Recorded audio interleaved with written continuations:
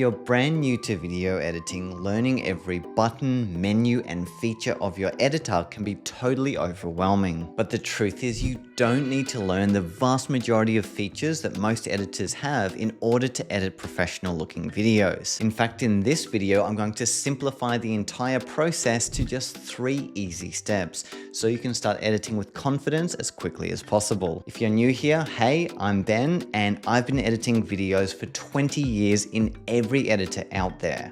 This is the beginner's guide I wish I had on day one. Now, first things first, you'll need to choose your editor. There are heaps of great platforms out there that you could choose as your primary video editor.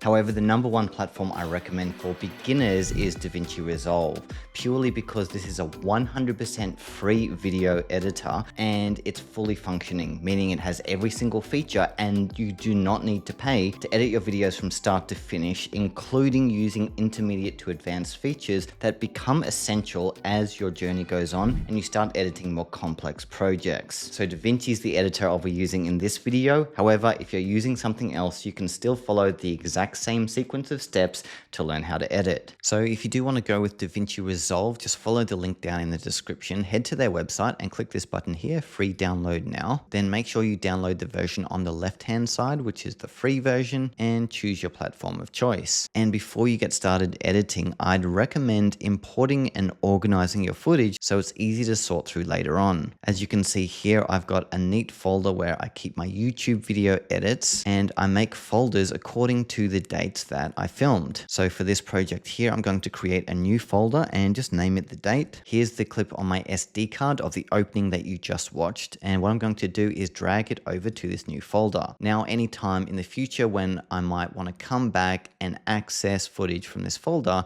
it's going to be easy to find. Now, whether you want to add more subfolders in here, let's say you've got a lot of footage and you want a B-roll folder, and maybe you've got a whole bunch of images you're using, you can do that. However, for simple projects, I don't even bother with this since it's just extra work that you don't need to be doing, but you do you. By the way, if your computer is short on storage, I'd recommend editing from a separate hard drive like this portable SSD drive by SanDisk, which is super fast and has between 1 and 4 terabytes inbuilt, depending on which one you want to get, or even this one here, which is double the speed. So if you have a lot of really high resolution footage that you plan on editing straight from the hard drive, then you'll want to get a fast drive like either of these and edit directly from them. I'll link both hard drives down below. Now, there are 3 stages you'll need to go through for every video you edit: the rough cut, the fine cut, and the final cut. Each of these 3 steps covers an essential aspect of the video editing process, resulting in a finished and polished video by the end of the final cut. So let's jump into it. The rough cut is your very first edit that you make of your footage,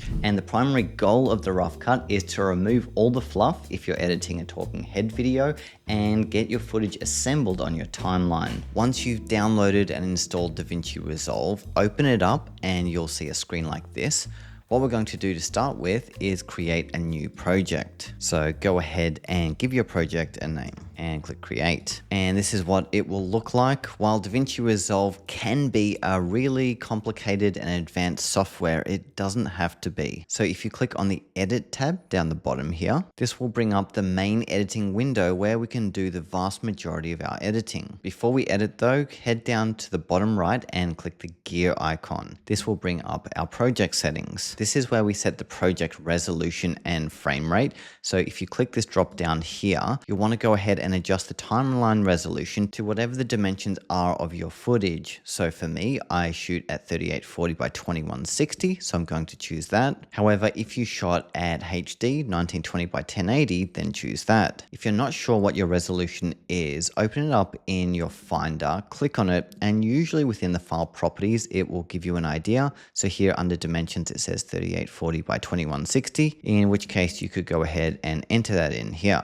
Then set your timeline timeline frame rate to whatever your footage was shot at. Mine was shot at 50. However, if you're not sure what yours is, I'd recommend setting it to 30. Otherwise, we're not going to touch anything here aside from down under optimized media and render cache. And we're going to change this one here, ProRes 422HQ to H264. This will make editing with lower resolution proxies so much faster. Now click save to save your preferences. Next, we're going to import our footage into the project. To do that, head up to the media pool at the top left. If it doesn't show up, just click this media pool icon here and it will. This is where we're going to drag and drop our files, whether you've got video, audio, or images. So go ahead and select them, then drag them over on top of the media pool and drop them. Now this box may show up when you do this, and what this is suggesting is that it changes the frame rate to the frame rate of your footage in case you didn't get it right when setting your settings, in which case you will want to click change to make sure all of your frame rates are consistent. And at any point throughout your edit, if you want to add more videos, audio, or images into your projects, simply drag and drop them into this same spot like I just did. To preview one, just double click it and it will show up in the viewer here on the right, where you can easily scrub over it by clicking and dragging this white icon if you want to preview to see what it looks like. Now down the bottom here is the most important section of our editor, and that is the video timeline. If you ever want to zoom in and out of it, just click this slider here and drag it left and right to zoom, which will come in handy for longer edits. All right, now let's edit. To do so, drag your first clip here from the media pool down onto the timeline, and you can drop it anywhere really. It doesn't need to be perfectly on the left hand side. I usually leave a little bit of space in case I want to add something in front of it later. And as for the timeline, the blue track is video and the green track is audio.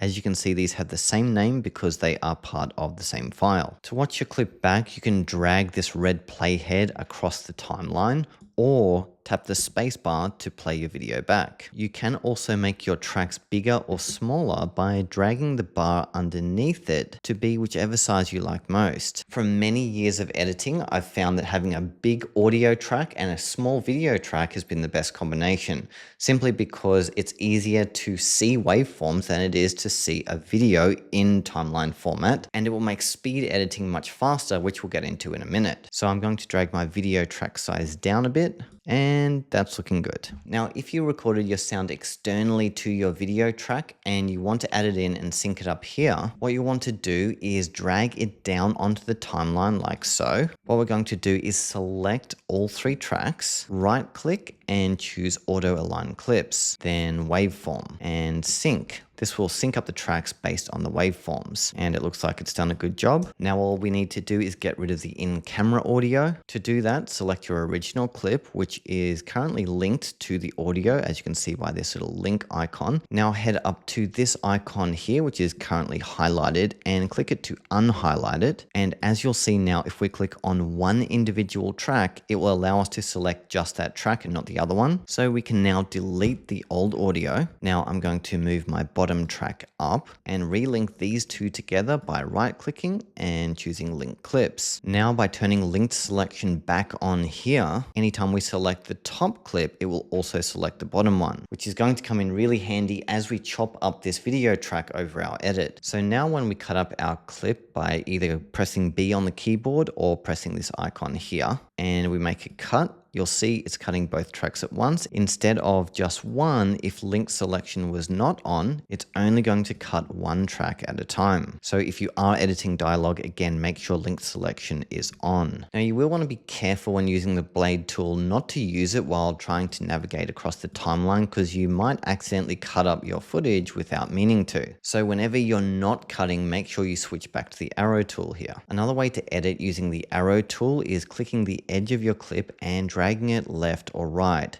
As you can see by the white outline, that is the available audio and video track you have to work with. So if you like editing this way, you can drag your clip across until it reaches the first dialogue point. Obviously you want to zoom in, which I do using plus and minus on my keyboard, so you can pinpoint that exact moment where you start speaking with each new line. Now generally when editing a talking head video like this one, it's really just a matter of cutting out all the silences and bad takes that you made throughout the video.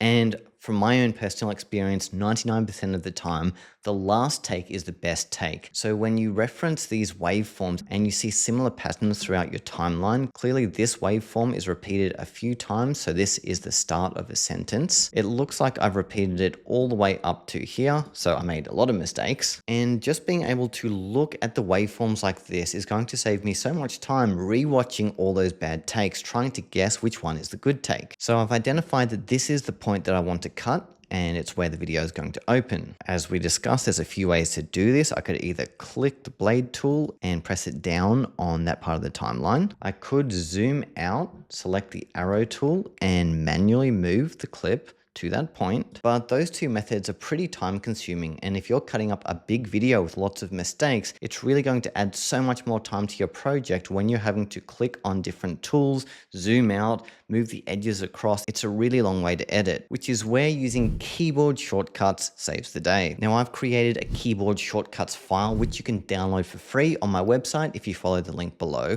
and inside that you'll find editing shortcuts that will help you edit dialogue really fast by pressing just one button on your keyboard instead of several mouse clicks and different actions within the timeline. I'll give you an example. Instead of cutting the way I just showed you, all I'm going to do is press Q on my keyboard, and suddenly everything to the left of the playhead disappeared. That took me about 1/10 of 1 second to press that button, compared to the 10 seconds it would have taken me to perform the other actions. Now let's say I like this take and I want to cut it there. All I'm going to do is press the S button on my keyboard, and voila, I've made a cut. I didn't need to switch from the arrow to the blade tool and then back to the arrow. I just pressed S. It looks like here is my next line that I'm probably going to use. Again, all I'm going to do is press Q, and DaVinci has performed what we call a ripple edit. You'll notice that with that one, not only did it cut to the left-hand side of this line, but it also moved it up on the timeline. Again, saving so much time having to fill that timeline gap manually. Learning how to ripple edit on day one is going to save you days, weeks, months, and years of time in the long run editing your videos. The only other keyboard shortcut I'd recommend you use as a beginner, aside from plus and minus to zoom in and out of your timeline, would be W, and W does the opposite of what Q does. So let's say this is our timeline and I want to get rid of all of this space here. Well, all I'm going to do is navigate to the end of the last usable line, which is around here. Now I'll press W and it will ripple edit and remove that entire section, which means I've now combined these 3 lines together by only pressing 3 buttons on my keyboard. Again, if I could go back to day one and learn ripple editing, I would have saved myself years and years of time in front of my computer. Now, some of these shortcuts will already be installed in your DaVinci Resolve, but not all of them. So if you want to download my personal keyboard shortcuts file, which you can install in a couple of clicks, you can do so by downloading the file in the description, and I'll send you the shortcuts file as well as a tutorial to show you exactly how to use all of them. So now it's really just a process of going through your video, making those cuts, getting rid of the silences, moving your playhead back and watching to see how well it cuts together until you have a timeline that looks like this. A few moments later. Here it is. As you can see, I've edited out all the silences and bad takes and only left the best usable lines, which means we're nearing the end of stage 1, the rough cut. Before I move on to the next stage though, one little tip I want to share is that if you're ever cutting dialogue like this and you've got a lot of cuts here like I do on my timeline, as you can see, I've got probably 10 to 20 cuts. A really nice way to mask these so it doesn't look as jump cutty is selecting a clip, then here under the video menu, adjusting the zoom to either zoom in or out between clips. So if I drag this slider to the right, you'll see it slowly zooms in. Now using the position X and Y coordinates, I can now reposition this clip so it's nice and centered. Now when I play that back, it will go from the wide shot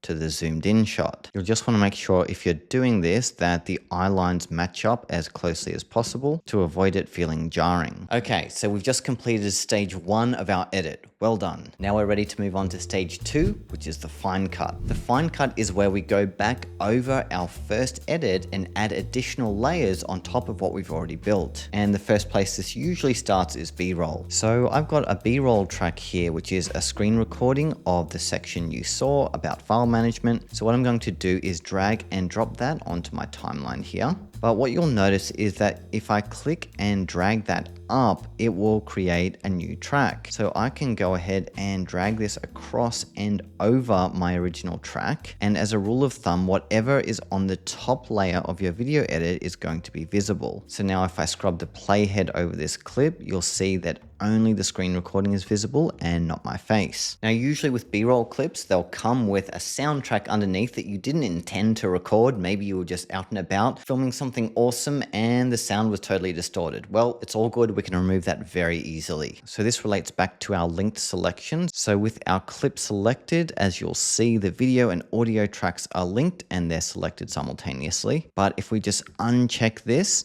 now click on just the audio track, then delete. Adios. Then you could adjust your B-roll however you like. You can zoom in to get rid of unimportant details and trim this clip the same way you trim any other clip. Now the fine cut is also where you'll want to refine your rough cut, because the first time around you never get everything perfect. There's usually a couple of frames here and there that are too long or too short. So as you're watching your timeline back during the fine cut, you'll want to be looking out for those awkward timeline moments that you can fix. Sometimes it may only be one single frame that just feels a little bit too long. So by pressing left and right on your keyboard, you can get really granular with this. And now I'm going to ripple edit by pressing Q to get rid of that 1 millisecond of silence. I don't have OCD, I swear.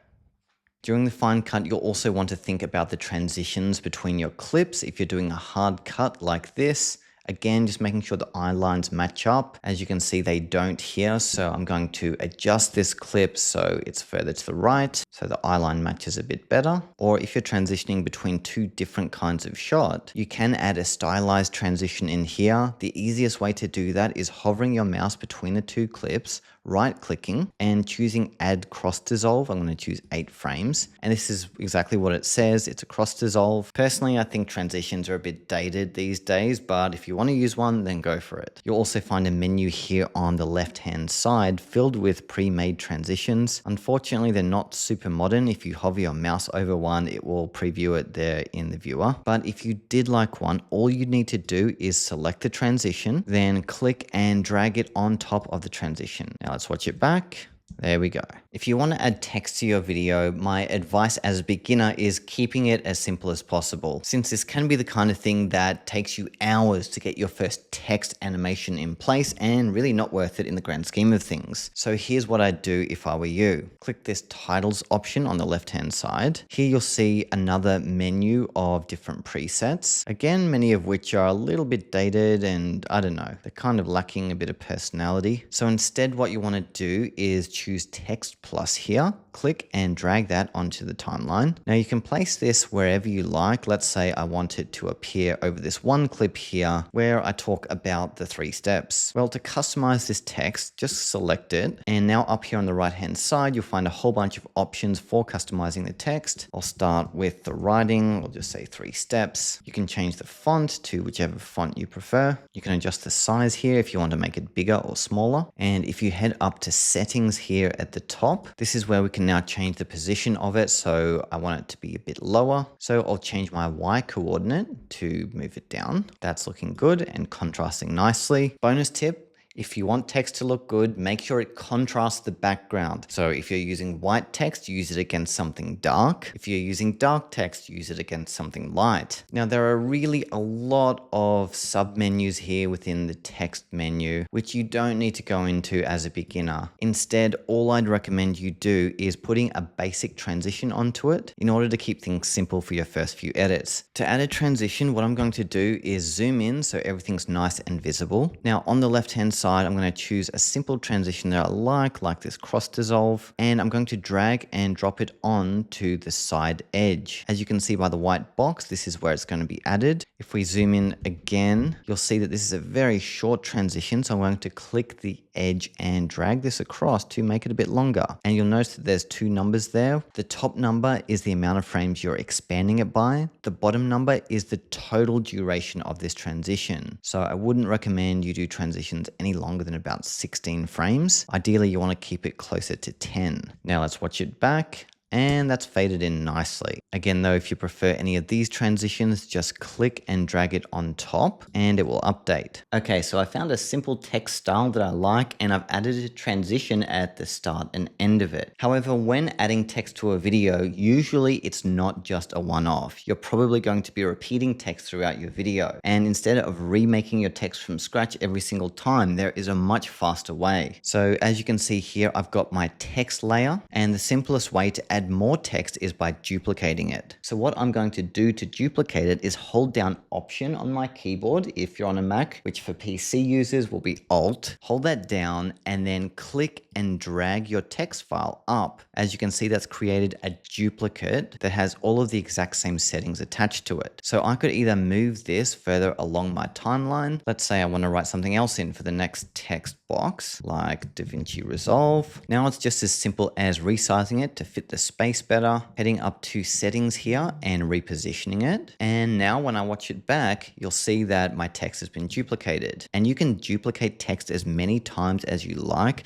simply by holding Option or Alt on your keyboard, clicking and dragging your text line across. And yes, you can also stack one text on top of another. So let's say that I wanted the top line to be really small. So I've just written in my new text, and all I'm going to do is shrink it down. Then again, in the settings, I'm going to change the Y position so it's above. And now my two lines of text at different sizes play in and animate at the same time. Now, another type of B-roll you may find yourself using in your edits is an overlay of an image. So with my video here, I'm obviously teaching DaVinci Resolve, and I've got the logo here that I've downloaded as a PNG with a clear background. This is really important that if you do want to overlay any images, that they have a clear background, because when I drag the PNG into DaVinci Resolve, then from the media pool drag the image onto my timeline, you'll see that it now shows up with a clear background. So if you do want to include something like a logo in your videos, I would recommend removing the background in a software like Canva or anywhere else you like. Then it would just be a matter of repositioning and resizing the image. So if I wanted it to be a bit smaller and appear in the top left-hand corner, all I'm going to do is adjust the X and Y coordinates so it shows up there. And again, if we want to add a transition to that, we can. So I'm going to click and drag my cross dissolve over. Now, when I zoom in, I can now make this a bit longer, and let's watch it back.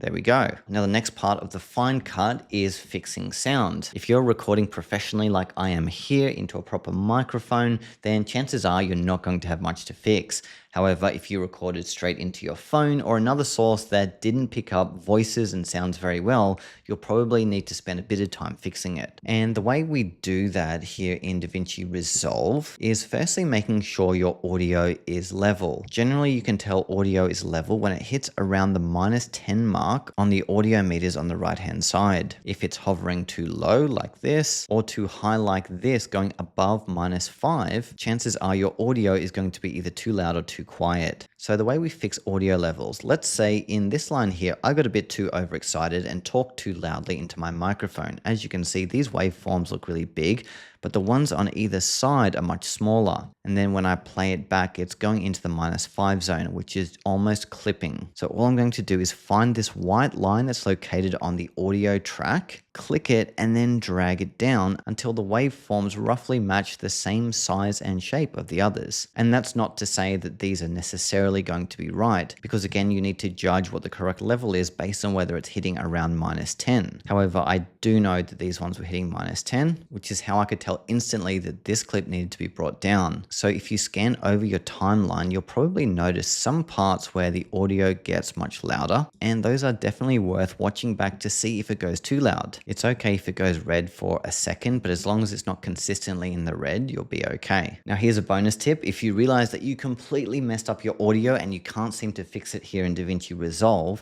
head to podcast.adobe.com/enhance, which is a free online tool that Adobe offer where you can upload your audio file and it will magically fix it and remove whatever noise issues you have, whether that's audio too loud, too quiet, or too distorted. I don't use this a lot because usually recording properly to begin with will produce better results. However, this tool is a great option if you realize that your audio is a bit messed up, it's hard to hear, and you want a quick fix. So I'll link Adobe Podcast down below, and I definitely bookmark it just in case you need it in the future. Now, once you've fixed your audio levels, it's time for us to move on to the final cut. The final cut is where we review our edit one final time to check for any last minute mistakes, as well as performing last minute things like adding music and doing color correction. And the reason that I don't put in any music until the final cut is sometimes you can watch back your video hundreds of times as you're making these tweaks over the rough and fine cuts. And if you listen to the exact same music track 100 times over while you're doing these fine cuts, one, you're going to become really sick of that track, and two, you're also going to become immune to the power of how effectively the music is working, which is why personally I only add it in at the end. So here's a track I like that I downloaded from Epidemic Sound, which I'll link below in case you're curious. And what I'm going to do is drag and drop that into the media pool of DaVinci, and then from there I'm going to drag and drop that onto my timeline. Now, as you can see, these waveforms are really high, and when I play this back, you're going to see that it completely drowns out the dialogue.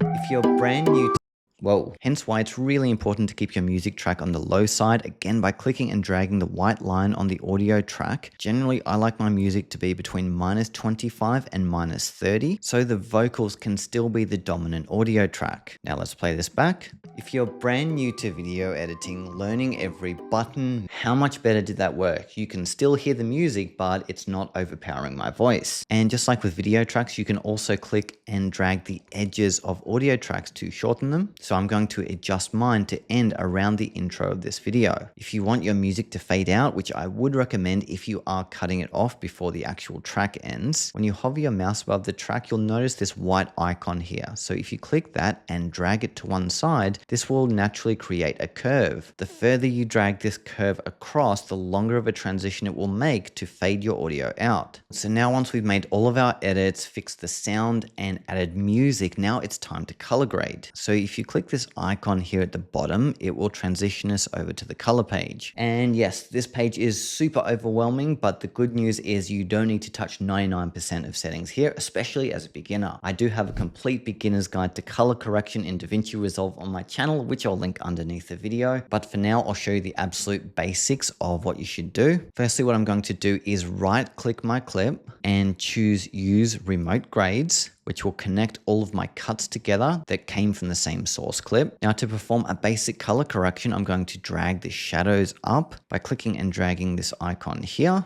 That is already looking so much better. I'm going to drag the highlights down, which softened my neon sign a little bit. I'm going to turn my color boost up to make my image more colorful. And then I'm just going to adjust the temperature slightly to the left to make it cooler around my face, as well as a very slight tweak of the contrast slider. You can click this button up here to see it before and after, before, after, before, after. That is a pretty incredible difference. So again, if you want to learn how to color correct, check out my color correction video linked below. Now the final step of our editing journey is exporting. So if you click this rocket icon, it will take us to the deliver tab. And this is where we export our video. First though, you'll need to set in and out points. So if you drag the playhead to the start of your first clip on the timeline, then press I on your keyboard, it will set an in point. Then go to the end of your video and press O, which which will set an out point. This means that we are now exporting this section of the timeline and nothing before or after it. Now, since this is a beginner's tutorial, I'd recommend keeping your export settings on the simple side. You can do that by heading up to the left-hand side and choosing H.264 master, then giving your video a name, choosing a save location. Now, you shouldn't need to touch anything else here, but you will just want to double check that it's exporting the correct resolution. If you did set your timeline resolution correctly to begin with, then this should show up here. However, if for some reason it's showing as different dimensions to this, you can adjust it using this drop down. Everything else you don't need to touch. So go ahead and click add to render queue, where it will now show up on the right hand side. And the very final step is clicking render all. Now it will export our timeline into a finished video format. And that's it. We've got a finished video.